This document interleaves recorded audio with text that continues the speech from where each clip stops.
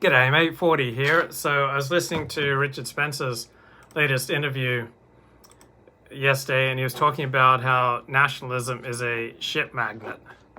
That was the title of Jim Goad's autobiography, and I don't buy it.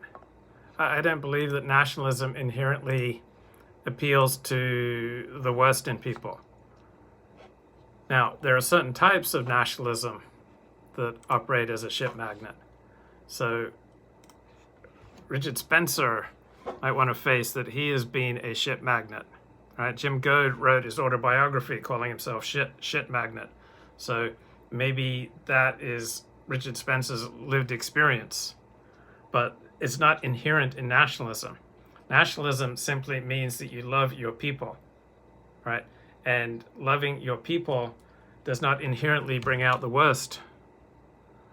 For some people, nationalism may bring out some nasty characteristics, but if you love your people, that means you want to protect your people, and you want to protect your people against enemies. But there's absolutely nothing inherent in nationalism that makes it a shit magnet. Nationalism is just as likely to attract the best in people as it is to attract the worst in people. Nationalism just means you want to protect your family. Yeah, exactly. Is Zionism a shit magnet? Well, there are some really lousy people who are attracted to Zionism, but there's nothing inherent in nationalism that attracts bad people. So I don't buy it when Richard Spencer says nationalism's a shit magnet. Yeah, the type of nationalism that he espoused perhaps worked as a shit magnet, but when you look at other types of nationalism, English nationalism, French nationalism, German nationalism, Japanese nationalism, Chinese nationalism, Australian nationalism, Jewish nationalism, black nationalism, Mexican nationalism, it doesn't inherently attract, the worst people, the dregs of society. Now, white nationalism in the United States has tended to attract the worst in people because white nationalism is considered weird by American standards. American nationalism is alive and well. Yeah, so it was kind of interesting to hear Richard Spencer talk in this recent interview about how he is opposed to white nationalism. He's not a white nationalist. Then what is he, and what's he been doing for the past 15 years? I mean, has he changed? And if so, how? How is he not a white nationalist, and how has he not been pushing that? I mean, the alt-right in its essence was a white nationalist movement that was anti-Jewish. And yeah, is Richard now turning into a racist liberal? So I'd just like to hear him elucidate more on that. So in certain times and contexts, nationalism, I don't like using profanity, but I don't think it's avoidable here. So in certain times and places, nationalism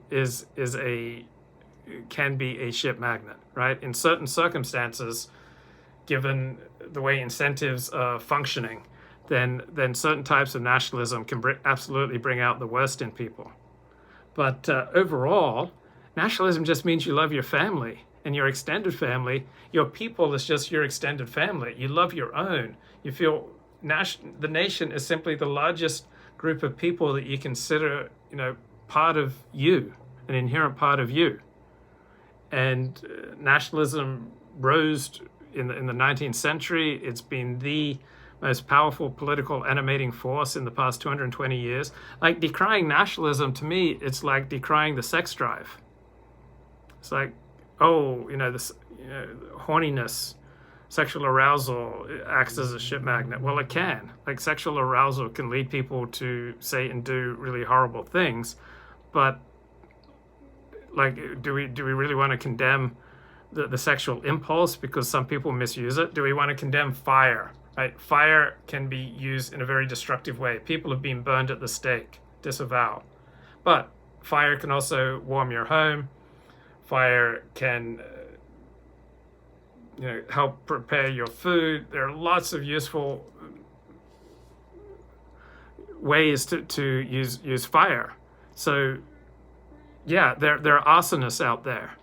So you could say fire is a shit magnet because there are people who abuse fire. But there's nothing inherent in the quality of fire that attracts only bad people. There's nothing inherent in the sexual impulse that only attracts bad people. And there's nothing inherent in nationalism that only attracts bad people.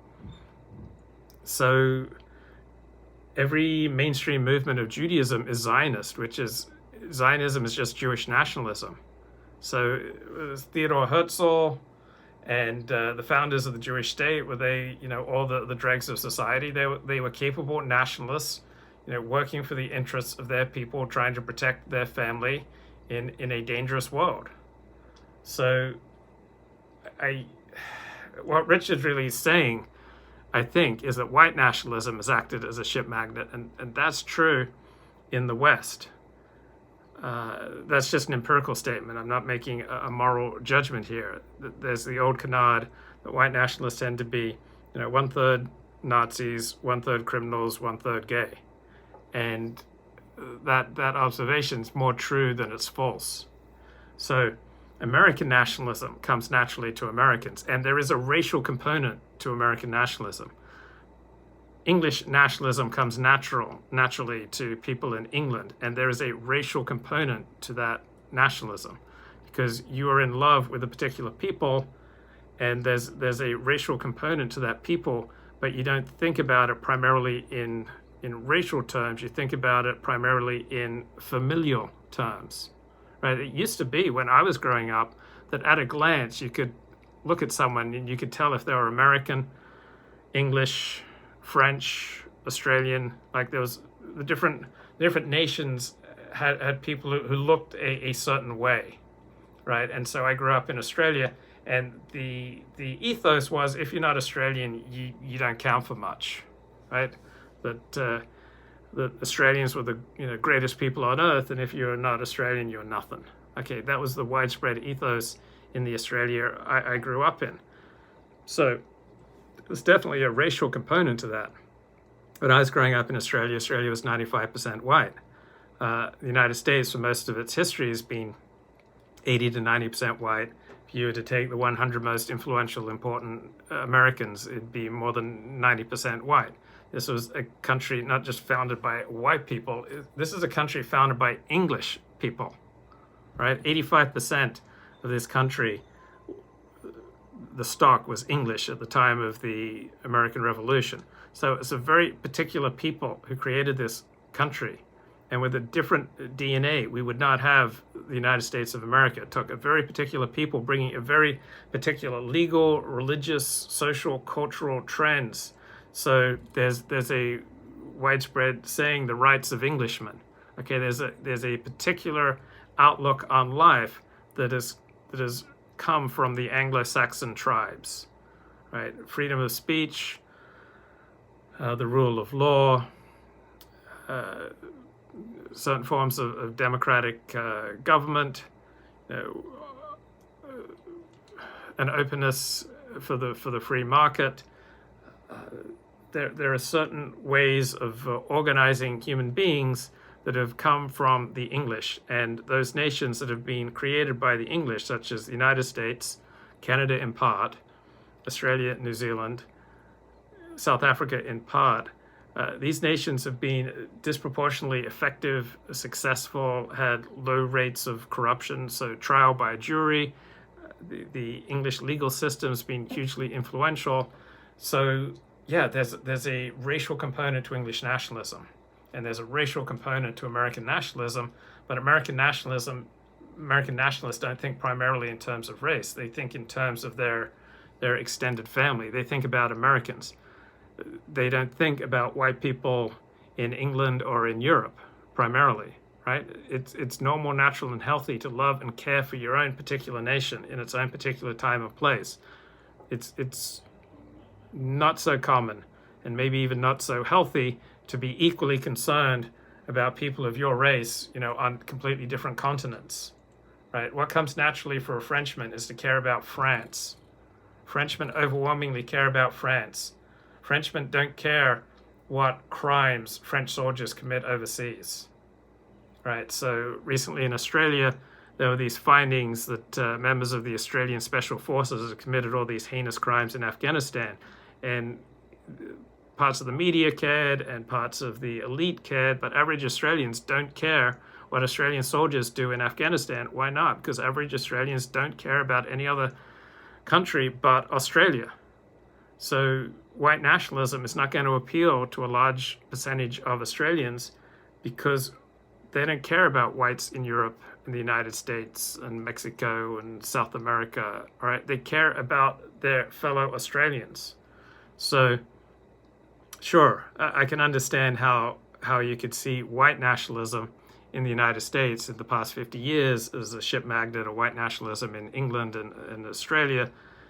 The way it's worked out, it has been a ship magnet. Not that everyone has been a bad person, but it has disproportionately appealed to many of the worst people, because it's not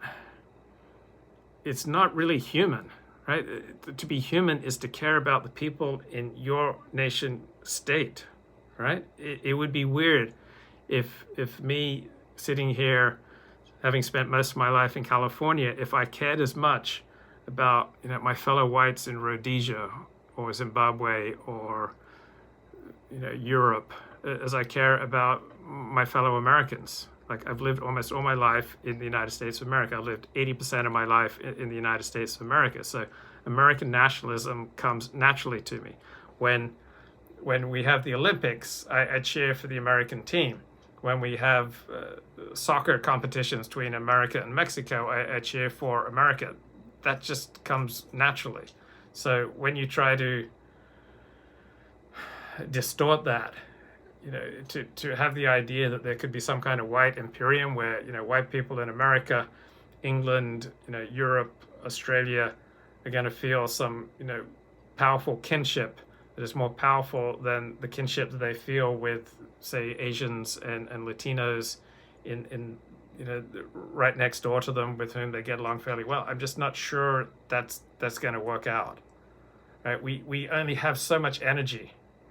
Right? We only have so much ability to love and to care and a desire to make common cause with, and it's going to be people within our nation in a particular geographic area, really within our nation state. There's never been some overarching racial identity across continents that people have been willing to die for. Like, people will die. There are Americans who will die for America. There are Canadians who will die for Canada. There are English who will die for England. There are Irish who will die for Ireland. But very few of these people who are willing to die for their nation state would die for their fellow whites, halfway across the world. So maybe there are just certain types of racial nationalism that appeal to the worst in people. So there's black nationalism in the United States. So many blacks don't really feel a part of America. They feel separate from America. So it would make sense that they would develop their own nationalist tendencies. And some of these black nationalist groups have done horrible things. I'm not sure. I simply don't know enough about black nationalism to say it acts as a ship magnet. Maybe it does. So nationalism, like the sex drive or the will to power, or something like a process like fire, like incredibly powerful forces, right, that can be incredibly misused and dangerous. But just because something is dangerous doesn't mean it's evil. Like, everything has a good side and a downside. So nationalism simply means you care about your family. And I don't see how you can pathologize caring about your extended family. Some people, absolutely, they'll go too far, and nationalism can be very nasty, because nationalism means that you want your people to survive, and so therefore you're going to have a negative perspective on other peoples who threaten your people's survival.